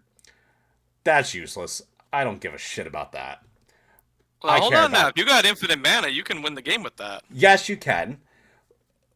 But you gotta have the infinite mana. There's a way. Where there's a will, there's a way. It's possible. The more important side is her face side. That's what people hate. The nasty theft stuff, yeah. Which, to be fair, though, I don't know if people would hate it as much if it didn't steal their commanders. Yes. Because if you remember, there was that ruling that was changed many moons ago where it used to be that if your commander died, you could swap its zone around. Yep. But now death is, okay, it goes to the graveyard first, and then you can change its zone afterwards, but it does die, it does hit the graveyard. Yes, you don't just take it off the battlefield. Right, so Tergrid's effect will take place before... It's a zone change thing. It's like a state-based thing. So, with Tergrid, and I'm about 99% certain this works with that Liliana emblem too I mentioned earlier, that if they die, that thing takes hold of them, and now they're yours permanently. And I Yes. think that's what people hate. Like, nothing, like, yeah, oh, it sucks. You took, one of my big beaters, or you took, one of my strong artifacts or my strong enchantment or whatever. That sucks. But taking the commander that Yeah. I spent hours brewing around, Yeah, that hurts. and the hard part about Turgid is it's not a until the end of turn, like a lot of theft No, mechanics. It it's is permanent, buddy. until either you kill your own creature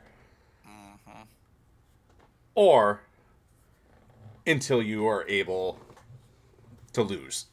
Yeah. So until you die, basically. So, like, you become public enemy number 1. Like, Yeah. there's no ifs, ands, buts, or like, oh, but no, guys, I swear it's really not that bad. Like, no, it's No, that bad, bud. no. It's, If you're playing it's that Turgid, bad. I am targeting you immediately, and Yeah. this is coming from someone who has a Turgid deck, and realistically, I've play tested her a shit ton of times. I can count on 2 hands the amount of times I've actually played her in an LGS, just because of how salty some people get with her. I can imagine. And frankly, when I'm playing, I don't want to deal with that shit, so I tend not to play her as much as I love her. I usually play with her when I'm playing with friends. Right. And they have equally as powerful decks. Exactly. Like, and that's where, like, we, side tangent a little bit of, like, that conversation, that Rule 0 conversation at the beginning of the game where it's like, okay, let's sit down, let's figure out what kind of game we want to have here, and do all that, fun shit. But, so, essentially, you're just going to want a bunch of cards. You could either go all in on the sacrifice, or what I think is the better route for Turgid and how I built her is focusing around discard. Yeah. Because sacrifice, if you focus on sacrifice and your opponent's playing a token deck, they can just start sacrificing their tokens, and you don't get anything. Exactly. You're better off going with the permanent or the discard route. So with that, you're gonna want cards like Dark Deal. Yep. 2 and a black. Each player discards all the cards in his or her hand, then draws that many cards -1. There is a bunch of sorcery-esque cards that can work. There is... Obviously, you're going to want cards like Dark Ritual in there. That's going to help pump up your stuff. Well, it lets you get her out sooner, right? Yeah, exactly. It's a 1-drop, make 3 black. You could play that in pretty much any of the mono black decks. I play it in Liliana. Yep. So you're going to want... lets me turn 1 Liliana, which is pretty great. Yep. Like, for instance, in my Turgid deck, Dark Ritual's in there, Jet Medallion's in there. Those are just mainstay staples. Oh, that should yeah. be in every mono black deck. deck. Jet Medallion is so good. There's really no reason why you shouldn't play the medallions in them. Not in monocolor decks. Yeah. But some of the big cards that you're going to want in there is more some of the cards that give it effect consistently. So, my biggest one I have in mind is Oppression. 1 and 2 black. Okay. Whenever a player plays a spell, that player discards a card from his or her hand. What an asshole. Oh, yeah. And then, Bottomless Pit. During each player's upkeep, that player discards a card at random. That's terrible. Then I have Painful Quandary. I know that one. Whenever an opponent casts a spell, that player loses 5 life unless they discard a card. Yeah. And that cost of life is going to get pretty obnoxious very soon. Yes. 5 life is a lot. Then you got cards like Necrogen Mist. At the beginning of each player's upkeep, that player discards a card from his or her hand. So, I have a shit ton of discard effects in this deck. Mostly because I want all their cards in their graveyard so I can steal them and play them against them. And this deck gets very mean very quickly if it is left unchecked. I mean, as soon as you come to the table and you start popping this and you pull this out, like, that's already... Yeah. It's like that's it. We already know what we're about. Unfortunately, although Turgrid herself isn't that expensive, you are going to need to be building this deck fairly expensive in order to even compete with us. Turgid right now is sitting right around $10. But if you want to be successful with her, you need to pull out all the stops.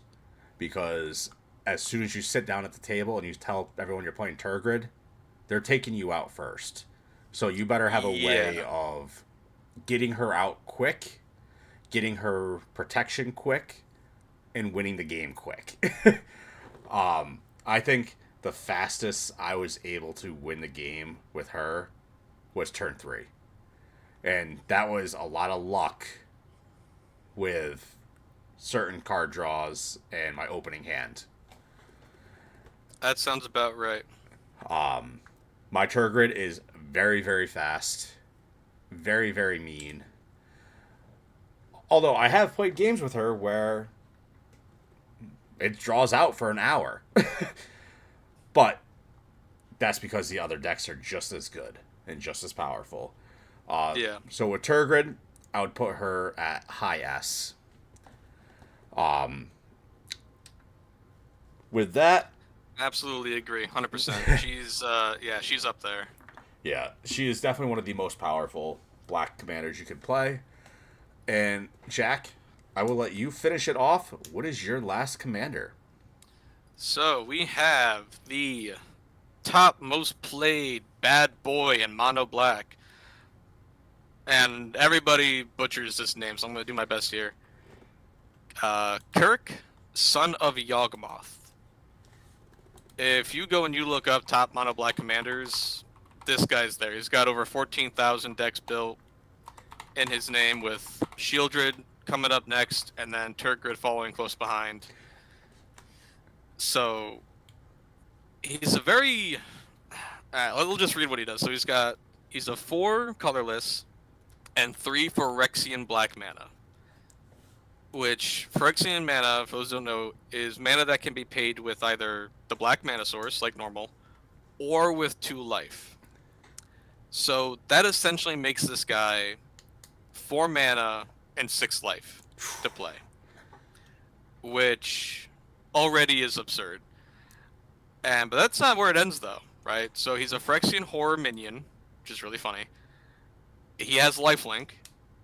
For each black mana pip in a cost, you may pay 2 life rather than pay that mana. And he has lifelink, and whenever you cast a black spell, you get a 1/1 counter on Kirk. Yeah. So all those big crazy spells, like Villis, Broker of Blood, who's 5 and 3 black. Yeah, no, now he's just 5 mana and 6 life for a flying 8/8 demon that lets you, where you lose life, you draw that many cards.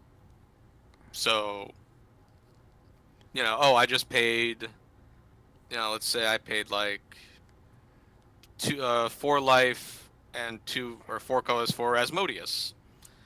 Well, now I get to draw 4 cards. Or you paid, because he says for anything that can in a cost, right? So the important bit is that it's in any cost. So something like Chainer, Dementia Master, that has a 3 black cost to pay 3 life and reanimate a creature, that's now just, let's see, 2, 4, 6, 9 life to reanimate something. Yeah, that's not too bad at all. Right? Like, this is insane. This is like the most, I would argue that this is the most mono black themed style deck of anything, where your life is your resource. Yeah. And you will pay your life down to the very last one to play everything in your deck and churn that, crank out as many of these things as possible.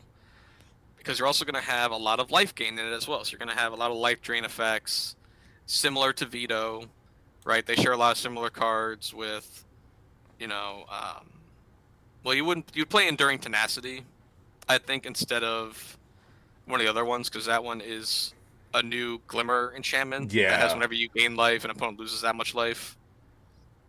So you would play something like that alongside things like Font of Agonies lets you get stuff for that.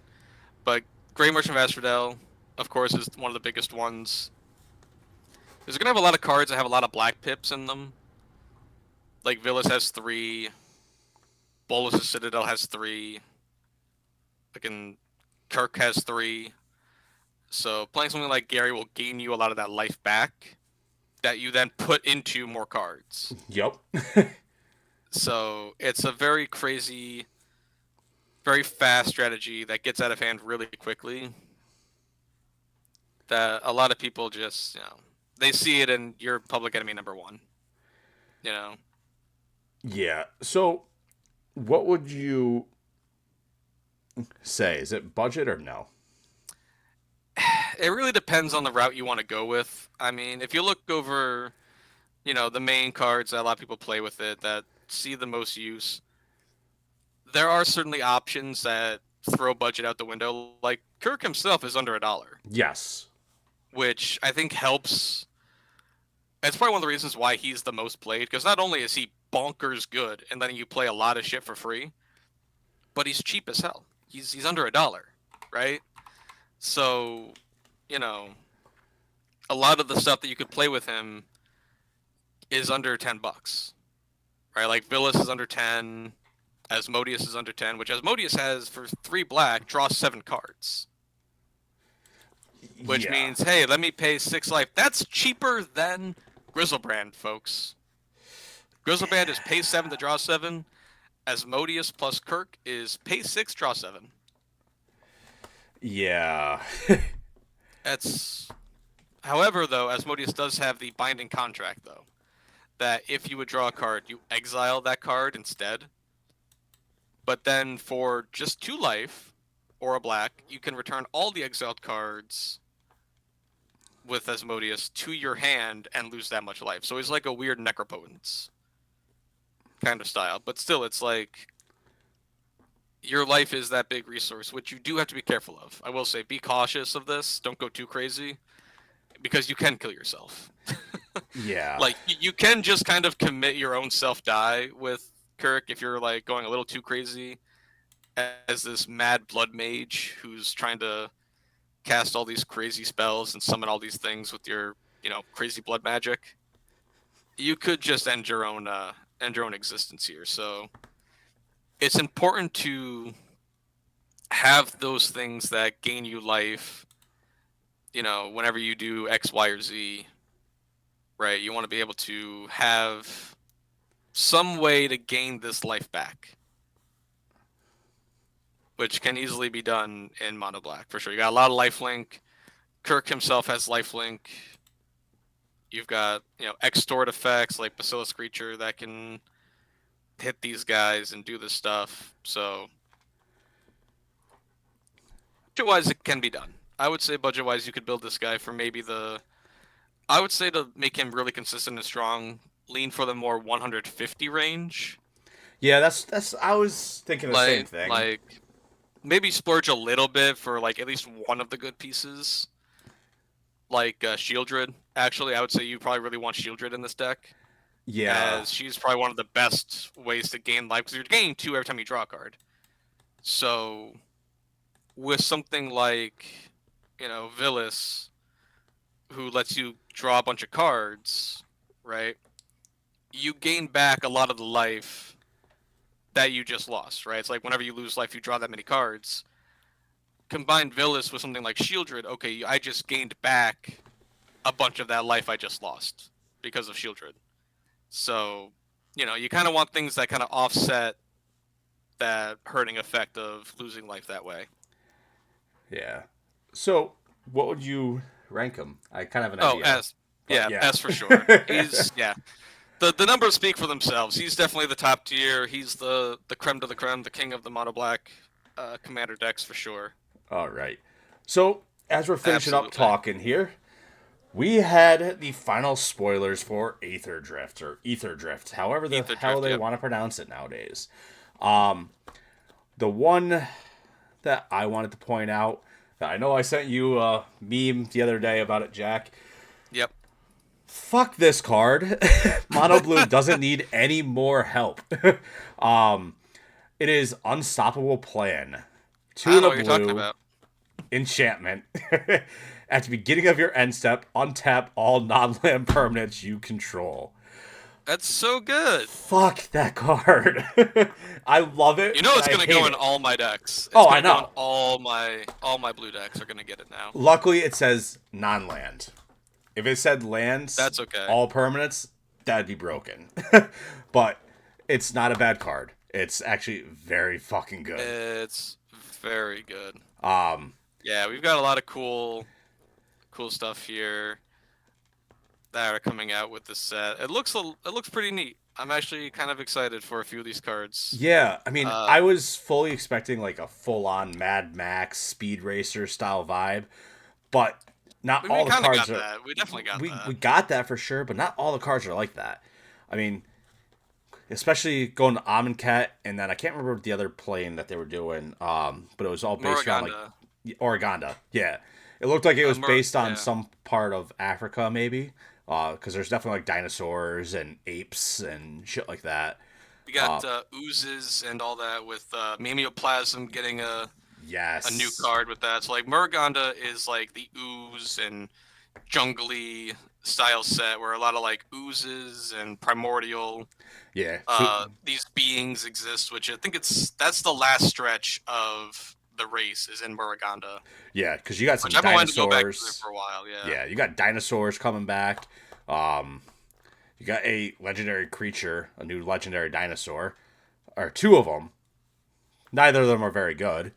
But you got Tyrox, Sword Tyrant, one in a red for a 4/1 legendary creature, Dinosaur Warrior.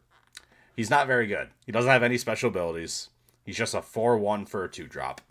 Yeah, we got a lot of we got the crazy vanilla legendaries, which are I think they're meant to represent like Big bosses that you might hazards encounter. on the road. I think they're like because we got Yeah. the crazy squid thing. Yeah, you got the I think they're 08 meant to be squid, like octopus. natural hazards that they run into on the roads. You got a big crocodile from Amonkhet and yeah. a huge freaking 9/7 dinosaur. But one of the cards that kind of goes in play with the mono black commanders we were talking about, and I know, Jack, you have one as well that wanted to touch on briefly before we finish up here. But for me, I had Ganti Knight Minister. And he is 2 and 2 black for a 3/4 Etherborn Rogue. And he reads, whenever a creature or a player casts a spell they don't own, that player creates a treasure token. And his secondary ability was, whenever a creature deals combat damage to one of your opponents, its controller looks at the top card of that opponent's library and exiles it face down. They may play that card for as long as it remains exiled. Mana of any type can be spent to cast a spell this way.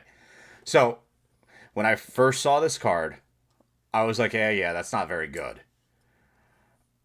Until I read the bottom half and fully understood it. It is group hug theft. Isn't that great? That's so Like, wonderful. I don't know how good it's actually going to be, but it's interesting. You could definitely do like a Pillow Fort style group hug deck in mono black. Yeah. Hoping people don't attack you. But he could be interesting. Nah. I'm interested to see how many people actually build him up and build decks around him. But Jack, what was the one that you were considering talking about for this episode? I'm actually pretty excited for the Speed Demon. I saw this guy get spoiled a couple days ago, or maybe it's like a week ago or whatever, and it seriously piqued my interest. So, the Start Your Engines mechanic had me a little, not concerned, but I was like intrigued by it. Yeah, exactly. So to speak. It seemed like a very interesting and kind of weird way to go. And then I saw Speed Demon, and I thought, you know what? I'm on board with this. I think this is pretty sweet. So he's 3 and 2 black for a Legendary Demon, flying and trample 5/5 with the Start Your Engines. And so again, to go over that one, if you have no speed, it starts at 1, and then it increases once on each of your turns. When an opponent loses life, the max speed is 4. And this guy has, at the beginning of your end step, draw X cards and lose X life, where X is your speed. Yeah. Holy shit.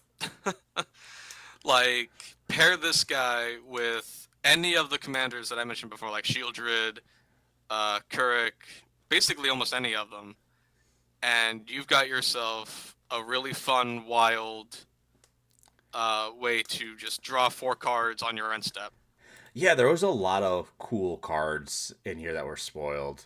Speed Demon is interesting. It's gonna be fun to play around with this new start your engines and speed mechanic. But there's I'm excited for it. Yeah, there's a lot of freaking cool cards. We're getting a return of the Amonkhet gods. Yep. Well, some new gods, I think. We got Hazoret, though. Hazoret came back. Yeah, Hazoret came back. Ketramos is a new god, I believe, as is Sabsunin. The frog. Frog mommy there. Yeah, that I'm not gonna touch on that one. Yeah, it's a little disturbing.